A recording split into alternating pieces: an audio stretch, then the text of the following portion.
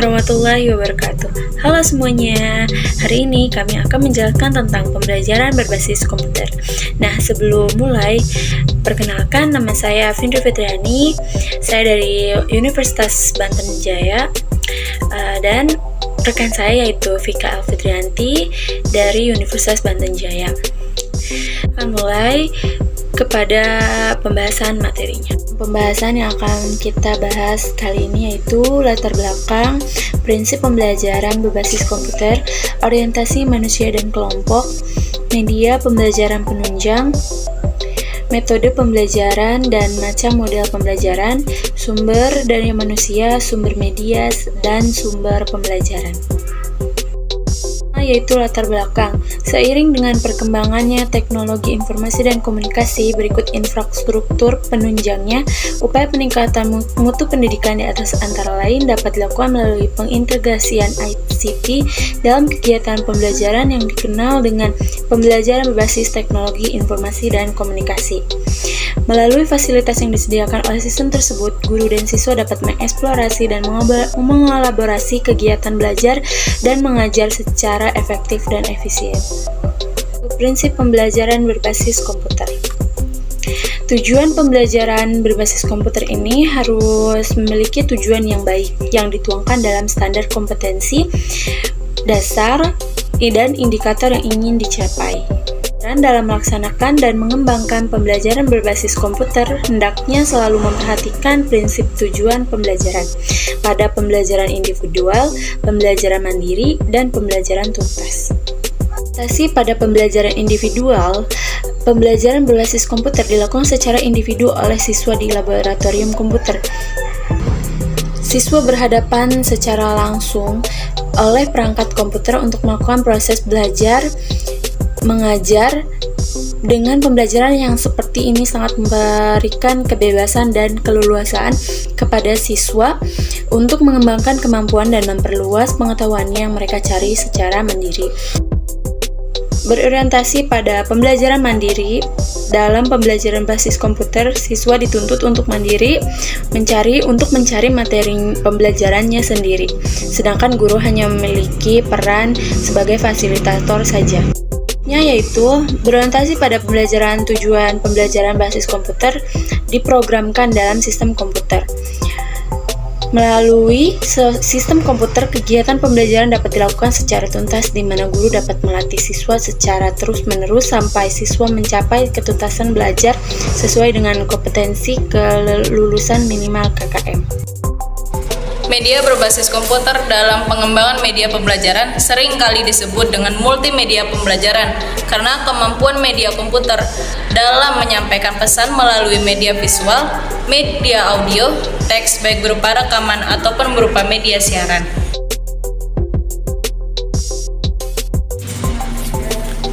Akses memudahkan menjadi pertimbangan pertama dalam memilih media.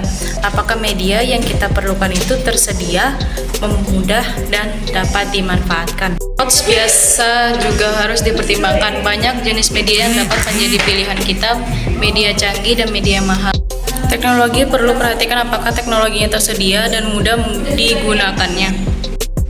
Interaktiviti media yang baik adalah media yang dapat memunculkan komunikasi dua arah atau interaktivitas.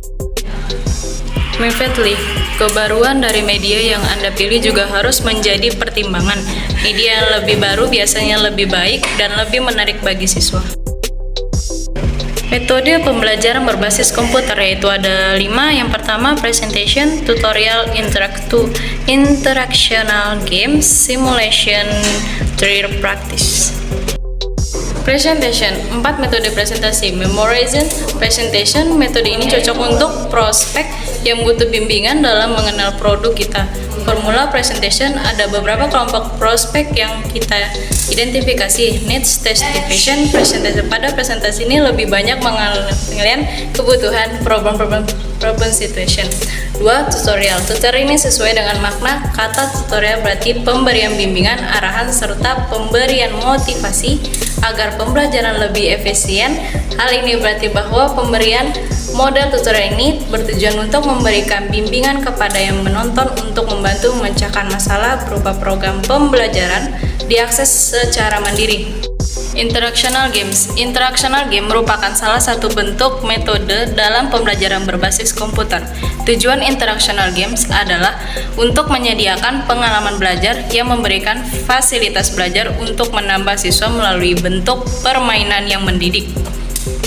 Drill and practice adalah suatu metode dalam pembelajaran dengan jalan melatih siswa terhadap bahan pelajaran yang sudah diberikan. Melalui model drills akan ditanamkan kebiasaan tertentu dalam bentuk latihan dalam melatih siswa. Simulation. Model simulasi pada dasarnya merupakan salah satu strategi pembelajaran yang bertujuan memberikan pengalaman belajar yang lebih konkret melalui penciptaan tiruan-tiruan untuk pengalaman yang mendekati suasana sebenarnya dan berlangsung dalam suasana yang tanpa risiko. Secara umum, terhadap materi, model tutorial adalah sebagai berikut: pengalaman penyajian informasi, simulasi pertama, 2, dan seterusnya. Pertanyaan dalam respon jawaban, penilaian respon, pemberian feedback tentang respon, pembetulan segmen, pengaturan pengajaran, dan penutup. Sumber pembelajaran berbasis komputer. Pembelajaran terdapat beberapa sumber, di antaranya manusia, internet, kurikulum, dan lain sebagainya. Terbagi menjadi 3. Yang pertama, manusia mencakup guru, orang tua, tenaga ahli, dan sebagainya. Yang kedua, internet.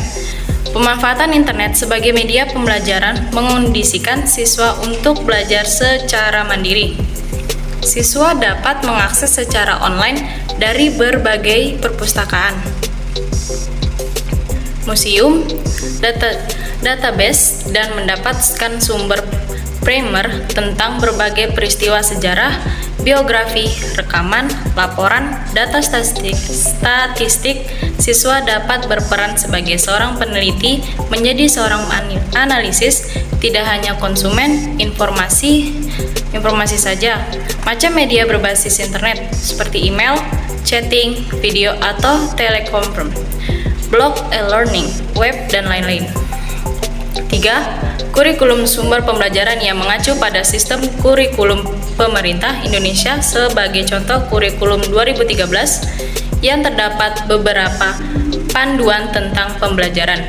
Terdapat guru dan siswa agar mudah dipahami. 1. Memberi kesempatan kepada siswa untuk memecahkan masalah secara individual. 2. Menyediakan presentasi yang menarik dengan animasi.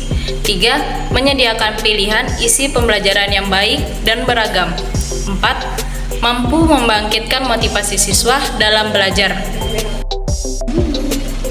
Sekian dari presentasi kami. Assalamualaikum warahmatullahi wabarakatuh.